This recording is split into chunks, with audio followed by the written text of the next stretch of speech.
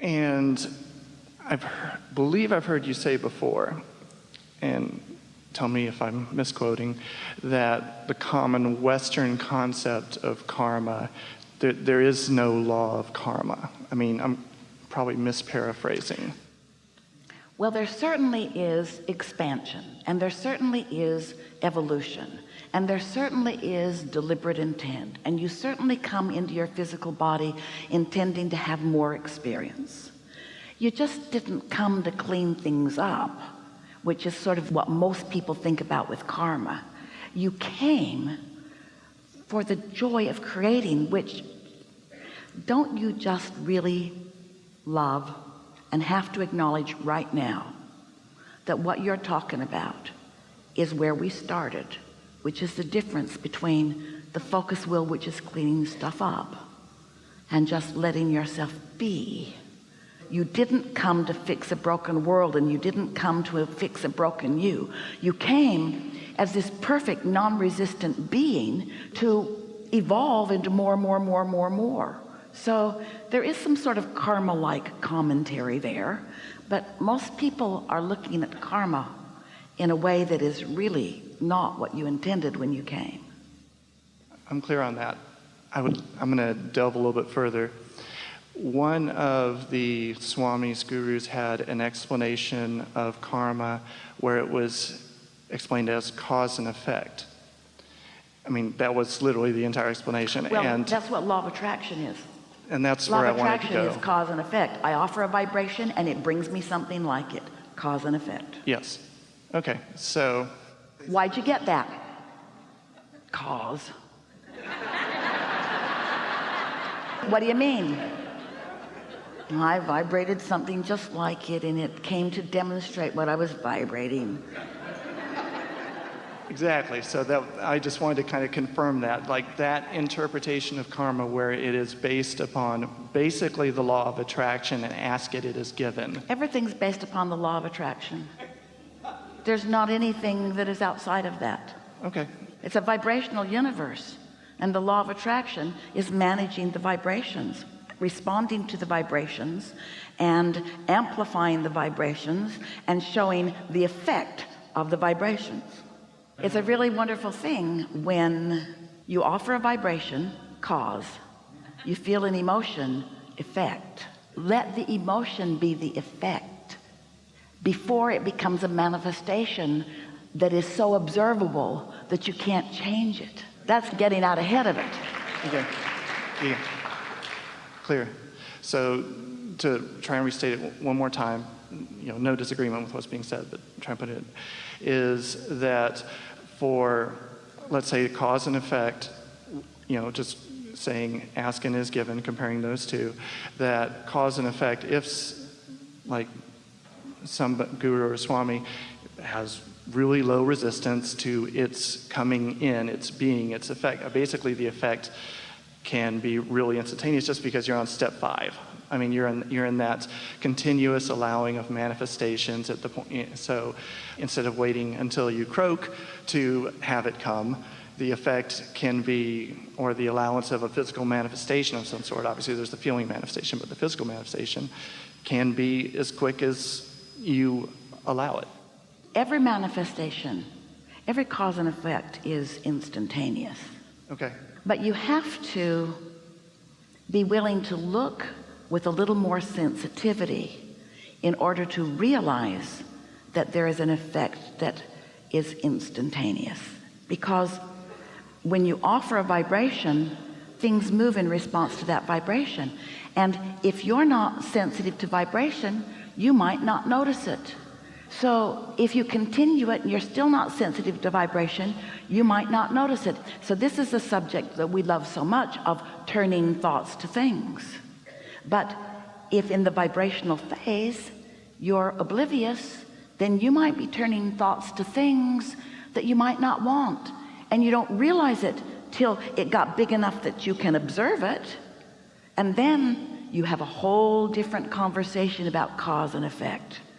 Because hardly anybody wants to say, I created that thing I do not want.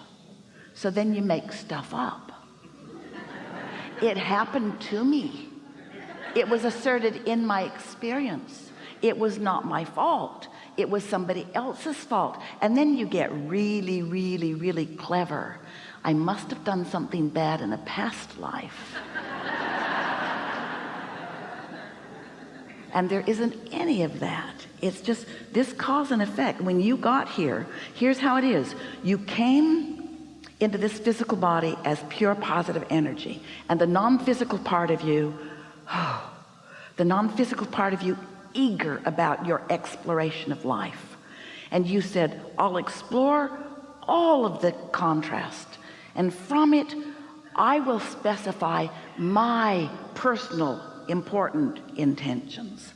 And your inner being said, and every time you do that, we'll bookmark it.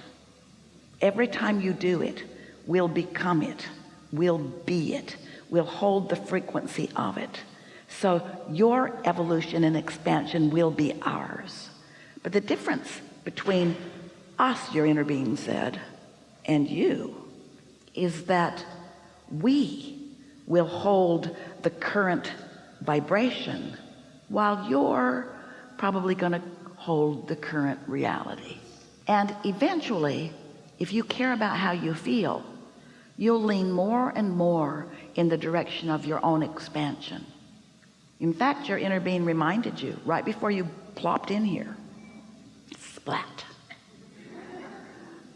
When you feel satisfaction, you're keeping up with you. When you feel less than satisfaction, you aren't. It's all okay. Nothing wrong with contrast causing you to want something and not going there. So more contrast causes you to really want it and you still don't go. No problem. More contrast causes you to really, really, really, really, really want it. You still don't go. But sometimes, without you even knowing, you live enough contrast that your desire becomes dominant. And then you move without even knowing how it happened. We want you to know how it happened so you can do it again on purpose. Awesome. I want that too. It's coming. It's getting better, closer to step 5. I had something else pop up on that, but you know what he means by step 5? These are the steps in the creative process. Step 1 is ask. Contrast causes you to do that. Step 2 is you launch this rocket. That's step 1. And your inner being becomes a vibrational equivalent to the rocket. So that's step 2. When you ask, it is given. Someone should write a book. Step 1, ask. Step 2, it's given. Step 3, before you can experience the manifestational effect of what has already been given, you have to find vibrational equivalency with your desire, which means you can't focus upon the absence of what you want and be a match to what you want. So step 3 is you got to be thinking about what you want so that you can let what you want in. That's step 3. Step 4 is getting really good at that. Mastery of step 3 is what step 4 is. Might seem strange that step 4 would just be really good at step 3, but these are our steps and that's the way we like it. Step 5 is you step back into contrast, but you're not mad at yourself because you now understand the glorious, delicious, and important reason for contrast. So you do what your inner being does. When you step into contrast, your inner being does not feel bad. Your inner being sees the value of the contrast. So when you step into contrast and you see the value of it, then there's no separation between you and your inner being, even though contrast exists. We've never said that clearly before. Step 5 is contrast exists and you have awareness of the contrast, but you have awareness of the contrast from your inner being's perspective. So you're not detaching from source. That's why Jesus could heal people. He didn't see your sickness. He knew your wellness. You stood there dripping it. Contrast was obvious, but he didn't feel bad for you or worried about you. Instead, he focused upon the vortex version of you. I definitely want to get better at seeing the vortex version of things like that. And it's just Why? because of how you said it. Because, and this is very selfish, in cases where I like allowing well-being for others, and I like seeing them well. Why? And because it's painful because it's not aligning. Now you're telling us what you don't like, Right. but why? Because Why? I like feeling well-being, allowing well-being, and That's the not answer to being everything. being taken When out you by. really mean that, when you say, I like the satisfaction of alignment, you've got this figured out. I like the satisfying feeling of being a vibrational match to what I'm asking for. Does that mean you need to always be there? Step one is really important. Without step one, there's no expansion. So are you going to beat up on yourself when you're in step one, or are you going to jump up and down with glee like your inner being does?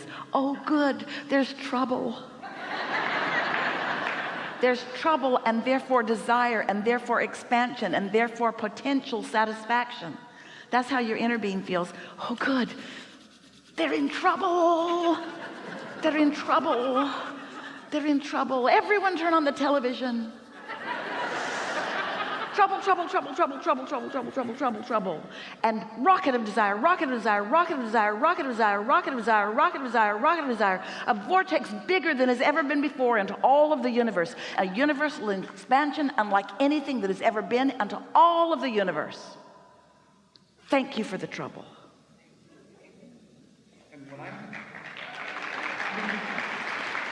I find it easier to, and I'm getting better at that actually, and like on the medium level troubles and whatever else, where before I wouldn't be able to say, oh, contrast, good, yay, when it was like, it'd be like even small things that like, oh man, but now even like medium level stuff, it's like, I'm working towards the high level stuff. So here's where we get to tell you what we really want you to hear here today. All of it's great. Trouble's great, contrast is great, new rockets of desire, all wonderful, lining up with it, all wonderful. That's all really good. We've written process after process after process after process to help you feel a little better, feel a little better, feel a little better, feel a little better. But today we want to amplify the notion of getting out ahead of it, rather than stepping out of bed into trouble and then spending the day cleaning it up. Why not daydream more? Why not think clean, clear thoughts? Why not allow yourself to think the thoughts that your inner being thinks? We've been saying for a long time, the universe will surprise and delight you. And Esther would say, I get the delight part, but I don't get the surprise part. Because if I'm the creator of my own reality, shouldn't I be expecting some of it? And we say, however, you've been living life so incrementally, you've been putting pieces of things. It's like some really delicious recipe that when you eat it, you might be able to identify some of the dominant components.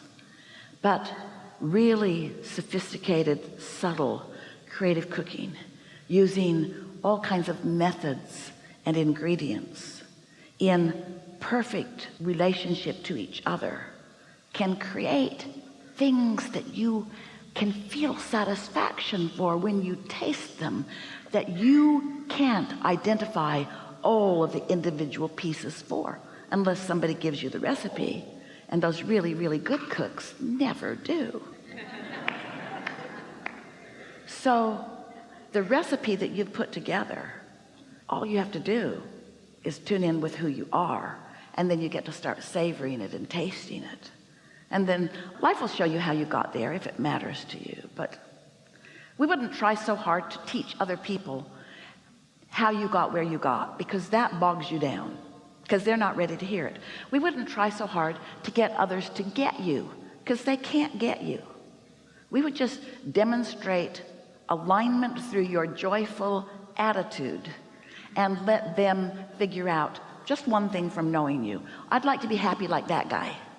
I'd like to be successful like that guy. I'd like to be in a state of chronic satisfaction like that guy. I'd like to have the fun that guy has. I'd like everything to work out like that guy does. I'd like to live like that guy seems to live, where everything that he seems to articulate just flows easily into his experience.